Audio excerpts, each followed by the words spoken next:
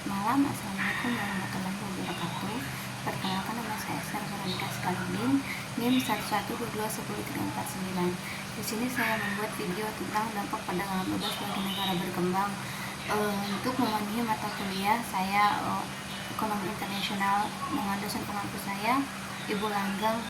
Bisa disebut juga di dalam sistem ini para penjual maupun pembeli benar-benar memiliki suatu kebebasan untuk mengambil atau menjalankan kegiatan-kegiatan yang dilaksanakan oleh para pedagang seperti mereka.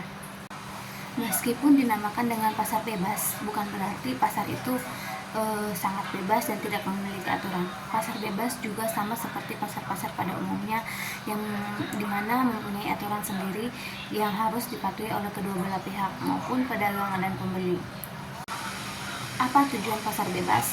Pasar bebas memiliki beberapa tujuan. Yang pertama, untuk meningkatkan pendapatan negara.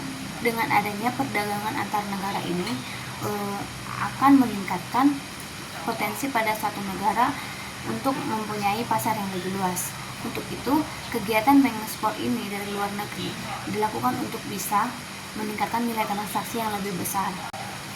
Yang kedua, pasar bebas juga memiliki tujuan untuk meningkatkan pendapatan negara.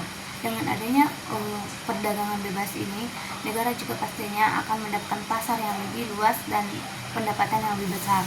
Untuk itu, perdagangan bebas adalah suatu peluang besar bagi seorang konsumen ataupun dari itu dalam negeri atau dari luar negeri untuk meningkatkan produksi serta kualitas produksi agar mampu menangani pasar internasional.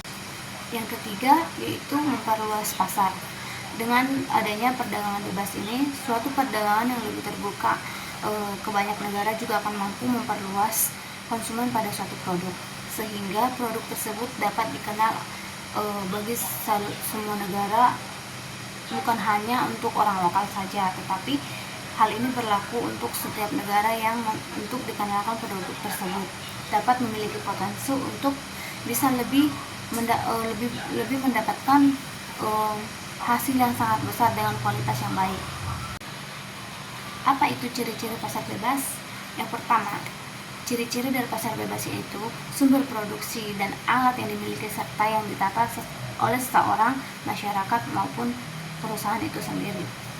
Yang kedua, terdapat suatu pembagian kelas dalam masyarakat, yakni kelas pekerja dan kelas pemilik modal. Yang ketiga, adanya suatu persaingan antar perusahaan untuk mendapatkan keuntungan yang optimal atau sebesar-besarnya. Yang keempat, tidak adanya campur tangan dari pemerintah untuk pasar tersebut. Lalu campur tangan dari negara terbatas hanya pada berbagai hal yang tidak dapat diusahakan oleh swasta. Pasar bebas juga memiliki kelebihan dan kekurangan. Kelebihan sistem ekonomi pasar bebas yang pertama, setiap orang bebas mempunyai kekayaan serta sumber daya produksi sendiri. Yang kedua, kreativitas dan inisiatif dari masyarakat bisa dikembangkan. Yang ketiga, adanya suatu persaingan antar produsen yang mengakibatkan terciptanya berbagai macam produk yang berkualitas. Yang keempat, efisiensi dan efektivitas yang tinggi karena tindakannya selalu atas dari prinsip ekonomi. Kekurangannya, terjadinya suatu eksploitasi kepada masyarakat yang ekonominya lemah.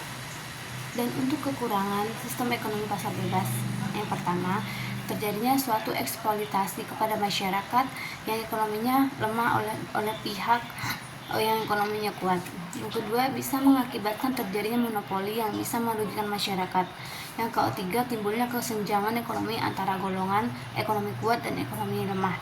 Yang keempat, dapat timbulnya ketidakstabilan perekonomian bagi orang dalam negeri. Mungkin sampai di sini saja video saya, akan saya tutup. Masih banyak kesalahan, mohon dimaafkan. Assalamualaikum warahmatullahi wabarakatuh.